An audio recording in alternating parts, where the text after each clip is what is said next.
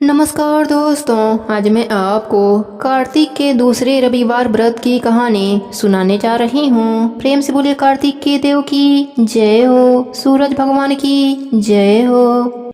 एक नगर में एक गरीब ब्राह्मण रहता था। वह अपने पत्नी के साथ बहुत खुश रहता था। उसकी पत्नी सुंदर थी, सुशील थी, सूर्य भगवान की पूजा अर्चना करती थी, एक समय ही भोजन करती थी। सूर्य भगवान को अर्घ्य देकर बिना पुरुष का मुख देखे एक रोटी बनाती।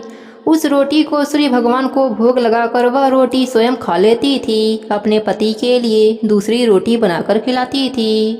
कुछ दिनों के बाद उनके घर में एक पुत्री का जन्म हुआ। वह पुत्री धीरे धीरे बड़ी होने लगी।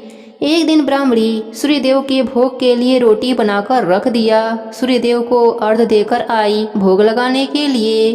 तब तक उसकी पुत्री उस रोटी का कोना तोड़कर खा लिया, पर ब्राह्मणी को पता नहीं चला। वह उस रोटी का भोग सूर्य भगवान को लगा दी। तब तक आकाशवाणी हुई, हे देवी, यह रोटी तेरी बेटी ने जूठी कर दी है। तेरी बेटी को मैं श्राप देता हूँ कि बिन ब्याही माँ बनेगी और मेरे श्राप से कभी भी मुक्त नहीं हो पाएगी। तब ब्राह्मणी रोने लगी। वह माफी मांगने लगी, बोली, हे प्रभु, यह तो नादान है, बच्ची है, नासमझ है, अनजान है, मूर्ख है, इसे माफ कर दीजिए। आप तो दया के सागर हैं, दया कीजिए। तब भगवान ने कहा, मेरा वचन खाली नहीं जा सकता, लेकिन मेरी भक्ति करेगी तो इसका दर्द कम हो जाएगा। इसी चिंता के कारण ब्राह्मणी बीमार रहने लगी। तब एक दिन ब्राह्मण ने पूछा, क्या सोचती रहती हो? तब ब्राह्मणी ने कहा, मैं आपको एक बात बताना चाहती हूँ, वह राज है, आप अपने मन में राज ही रखना। तब ब्राह्मण ने कहा, मैं राज ही रखूंगा, बताओ क्या बात है। तब ब्राह्मणी ने सूर्य भगवान के श्राप की सारी बात बताई और ब्राह्मणी ने कहा कि इसकी छोटी उम्र में शादी करा देना, पुत्री को घर के अंदर ही रखना, किसी भी पुरुष का मुख मत देखने देना, इस कलंक से हमें बचा लेना। तब ब्राह्मण ने कहा, आज से मेरा वचन है, मैं तेरी हर बात को निभाऊंगा। ब्राह्मणी ने कहा, एक बात और है, तुम इसे छोटी उम्र में ही सूरज भगवान का पूजा करना सिखा देना, क्योंकि सूरज भगवान इसके भक्ति से प्रसन्न हो जाएंगे तो श्राप वापस ले लेंगे। तब ब्राह्मण ने यह भी वचन दे दिया। कुछ दिन के बाद ब्राह्मणी मर गई। कुछ ही दिनों के बाद उसकी पुत्री बड़ी होने लगी। तब ब्राह्मण ने उसे सूर्यदेव की पूजा करना सिखा दिया। वह भी अपने माँ की तरह ही सूर्यदेव की पूजा अर्चना करती थी।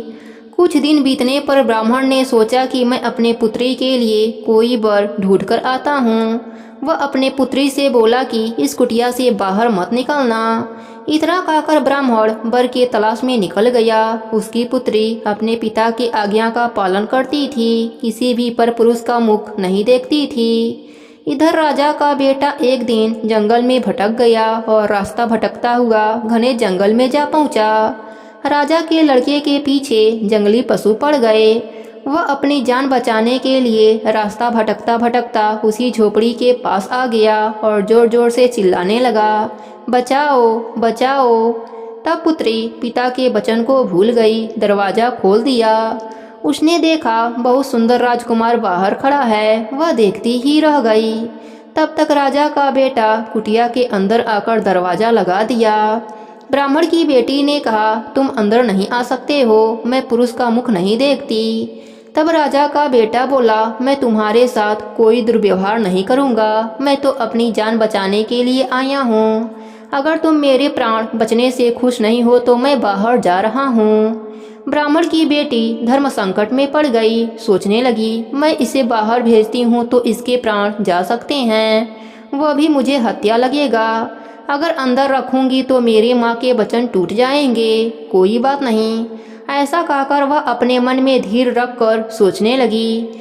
ब्राह्मणी की बेटी ने कहा, मेरे वस्त्र पहनकर नारी बनकर मेरे पिताजी के सामने रहना पड़ेगा, क्योंकि मुझे पुरुष का मुख देखने की आज्ञा नहीं है।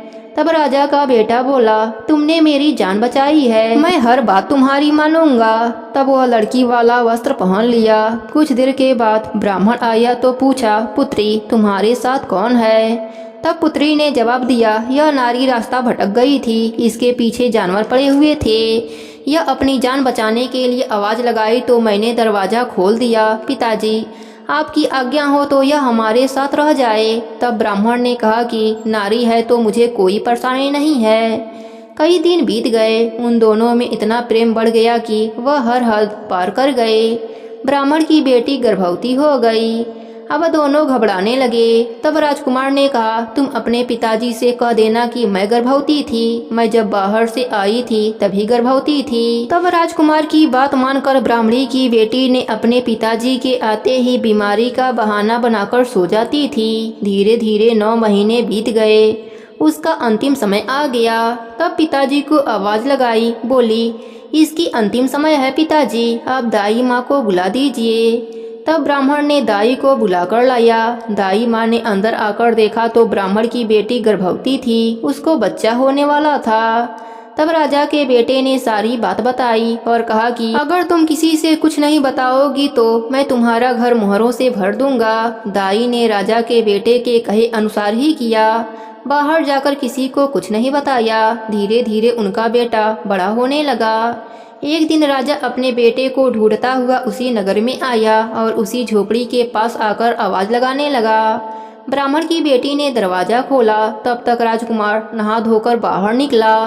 राजा अपने पुत्र को पहचान लिया। राजकुमार ने अपने पिताजी से सारी बात बताई, पर राजा ने कोई भी बात नहीं मानी और अपने बेटे के साथ अपने राज्य में आ गए। और इधर ब्राह्मण की बेटी अपने भाग्य को कोसती रही। न खाना खाती, न पानी पीती। दिन भर सूरज भगवान की मूर्ति के आगे बैठी रहती। एक दिन सूरज भगवान उसकी भक्ति से प्रसन्न हुए और प्रकट होकर बोले, हे देवी, तुम क्यों घबराती हो? मैं तुम्हारी भक्ति से प्रसन्न हूँ। अब तुम्हारे दुख के दिन समाप्त हो जाएंगे। उधर राजा के घर में अन्य धन सब समाप्त हो गया। राजा रोड पर आ गया। एक दिन राजा के सपने में सूर्य भगवान ने दर्शन देकर कहा, तुम्हारा अन्य धन मैंने नष्ट किया है। यह सब मेरे क्रोध के कारण हुआ है। तुमने ब्राह्मण की बेटी के साथ अन्याय किया है। राजा ने सूर्य भगवान से क्षमा मांगी और सब पहले जैसा होने का उपाय पूछा। तब सूर्य भगवान ने बताया कि अगर तुम ब्राह्मण की बेटी को ब्याह कर लाओगे और उसके बच्चे को उत्तराधिकारी बनाओगे तो तुम्हारा राज्य पहले जैसा हो जाएगा। राजा की आंखें खुली तो वह पश्चाताप करने लगा। अपने पुत्र से बोला कि चलो बारात की तैयारी कर लो, चलो ब्राह्मण के घर चलते हैं तुम्हारी पत्नी को लाने। बेटा खुश हो गया। राजा बारात लेकर ब्राह्मण की झोपड़ी के पास आया तो ब्राह्मण घबराने लगा कि राजा मुझे मरवाने आया है। तब राजा ने ब्राह्मण से माफी मांगने लगा और कहा कि हे ब्राह्मण देवता, मैं तुम्हारा कसूरवार हूँ। मैंने तुम्हारी बेटी के साथ गलत किया है। अब दोनों की शादी कराने आया हूँ। तब ब्राह्मण खुश हो गया। दोनों की शादी हो गई। सूर्य भगवान की कृपा से उनका राज्य पहले जैसा हो गया और ब्राह्मण की कन्या सुख भोगने लगी। हे सूरज भगवान, जैसा दुख आपने ब्राह्मण की बेटी पर दिया वैसा दुख किसी को मत देना। सब पर अपनी कृपा बनाए रखना। कहानी अधूरी हो तो पूरी करना, पूरी हो तो मान रखना। सबके व्रत को पूर्ण करना। प्रेम से बोलिए सूर्य भगवान की जय हो। कार्तिक मास की जय हो।